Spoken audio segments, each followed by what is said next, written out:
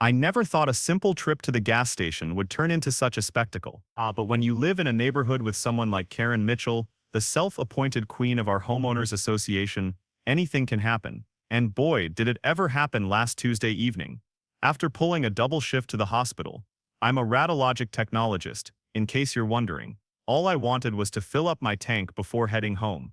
The quick stop near our subdivision is convenient, usually quiet, and I've been going there for years. I pulled into the station around 7:30, tired but looking forward to getting home, heating up some leftovers, and crashing on the couch.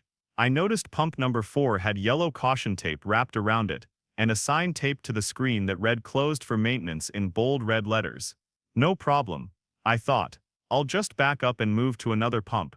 But before I could shift into reverse, my phone buzzed with a message from my sister about Dad's upcoming birthday celebration. I figured I'd just take a quick minute to respond before moving, since no one else was around anyway.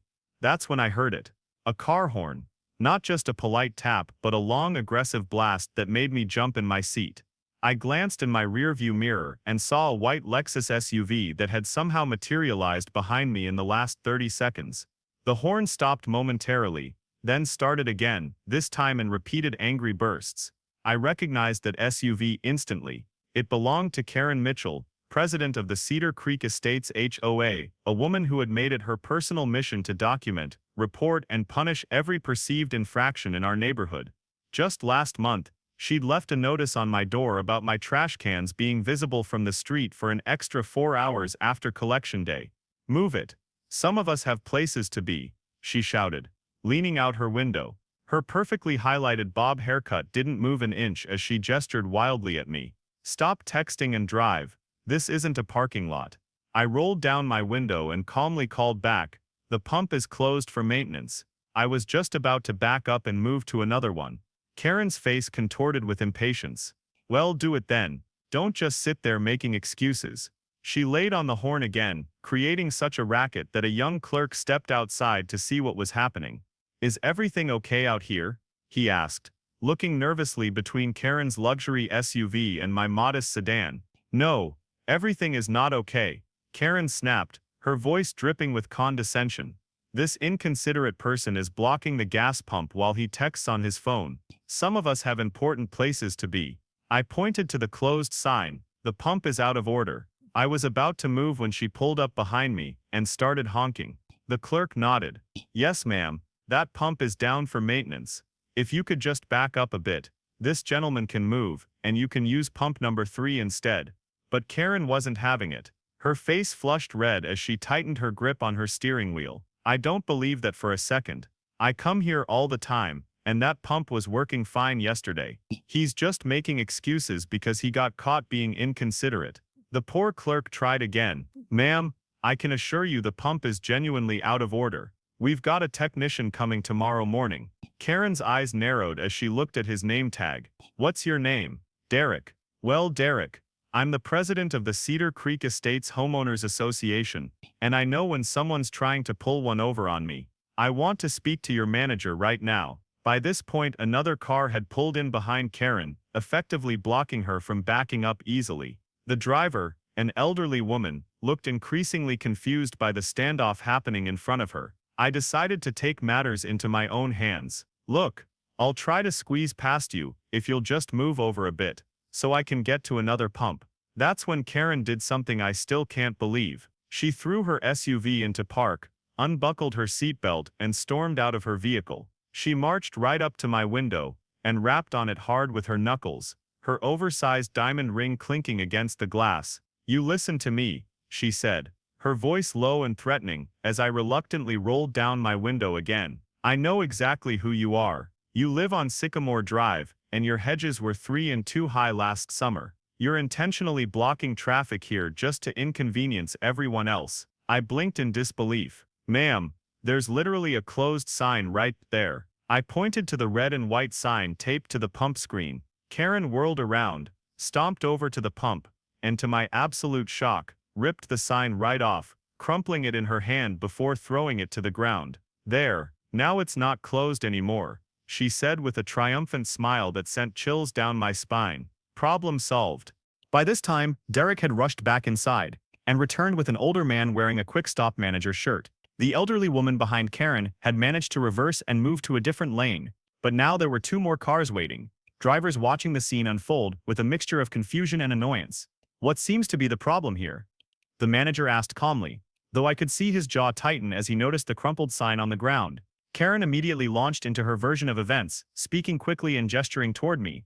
"When your employee tried to help, he made up some story about the pump being closed, which is clearly a lie because there's no sign anywhere." The manager looked at the ground where the crumpled sign lay, then back at Karen with raised eyebrows. "Ma'am, did you remove our sign?" "What sign?" "There was no sign," Karen insisted, crossing her arms. "And even if there was, this is ridiculous. I'm a paying customer, and I demand service. I'm going to report this entire station to the Better Business Bureau, and I'll make sure everyone in Cedar Creek Estates knows to avoid this place." The manager's voice remained steady. "Ma'am, you're on private property. That pump is indeed closed for maintenance. See the caution tape? You've now damaged our property by removing the sign, and you're blocking other customers from accessing our services. I'm going to have to ask you to move your vehicle and leave the premises." Karen's face went from red to purple. "I most certainly will not. I know my rights. This is discrimination, and I won't stand for it. I pay taxes in this county, and I run the Cedar Creek Estates HOA. Do you have any idea who you're talking to?" "I'm calling the police," the manager said quietly, pulling out his phone. "Good. Call them," Karen shouted, her voice echoing across the gas station. "I'll tell them exactly how I've been treated by you and your staff, and this inconsiderate man." She jabbed a finger in my direction. The next 15 minutes were excruciating. Karen paced back and forth between our cars, alternately threatening the manager with lawsuits and telling me how she was going to make sure the HOA board reviewed my property for violations. Meanwhile, I sat in my car, engine off, wondering how my simple gas station trip had turned into this bizarre standoff. More cars had arrived, seen the commotion, and either waited or moved on to another station.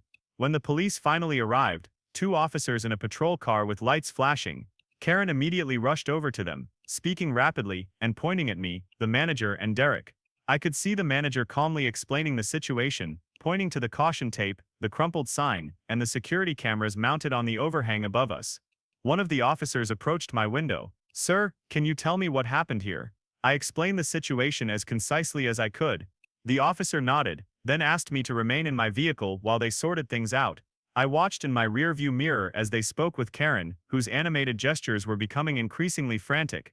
The conversation between Karen and the officers quickly deteriorated. She insisted she was the victim, that everyone was conspiring against her, and that she had every right to use any pump she wanted. When one of the officers suggested she move her vehicle to end the standoff, she refused. "I'm not moving until he moves first," she said loudly enough for everyone to hear, pointing at me again. "That's how this works. Ma'am," I heard the officer say, "the pump is clearly marked as closed. We need you to move your vehicle now so this gentleman can leave and other customers can use the station." "Do you know who I am?" Karen demanded, her voice rising. "I run the Cedar Creek Estates Homeowners Association. I could have your job for this." The officer's patience was visibly wearing thin. "Ma'am, that has no bearing on this situation. You need to move your vehicle now or you'll be cited for causing a public disturbance." That's when Karen completely lost it. She got right up in the officer's face and shouted, "I am a taxpayer. I pay your salary. You work for me." When the officer stepped back and repeated his instruction, Karen actually reached out and shoved him,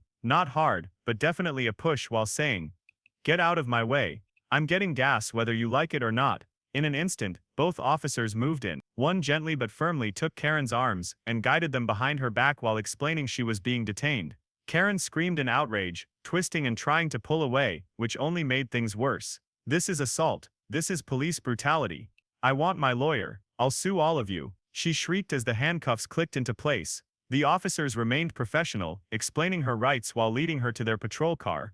One of the officers returned to speak with the manager, who had already pulled up security footage on his phone. They watched it together, nodding before the officer came over to me. "Sir, you're free to go. Sorry about the inconvenience. We'll need a statement from you, but you can come by the station tomorrow if that works better for you." I nodded gratefully, and was finally able to back up, drive to a working pump, and get my gas while the patrol car with Karen in the back seat remained parked nearby. The manager approached my car as I was finishing up.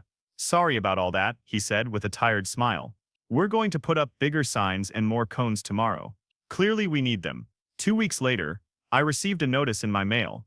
Not an HOA violation for once, but a subpoena to appear as a witness in Karen Mitchell's hearing. She'd been charged with disorderly conduct, trespassing after being asked to leave private property, and resisting lawful instructions from a police officer. The security footage from the gas station had captured everything, including her removing the sign and shoving the officer. I attended the hearing, where Karen, looking considerably less imperious in business casual attire, instead of her usual designer outfits, was sentenced to 40 hours of community service, a $500 fine, and a 1-year ban from the Quickstop property. Her face when the judge read the sentence was a mixture of shock and outrage, like she genuinely couldn't believe that her actions had actual consequences. The cherry on top, the following week, an emergency meeting of the Cedar Creek Estates HOA was called, and Karen was removed from her position as president by a nearly unanimous vote. Apparently, the gas station incident was just the final straw after years of her increasingly tyrannical behavior. The new president's first act was to send out a community-wide email about fostering a more collaborative and respectful neighborhood environment, all because someone couldn't be bothered to read, and just like that, a quiet gas station trip turned into the neighborhood's newest legend. Sometimes, the loudest voices don't get the final word, just a lesson in humility and the cost of unchecked ego. So yeah, next time you see a caution sign, maybe just read it. Trust me, it'll save you a whole lot of drama.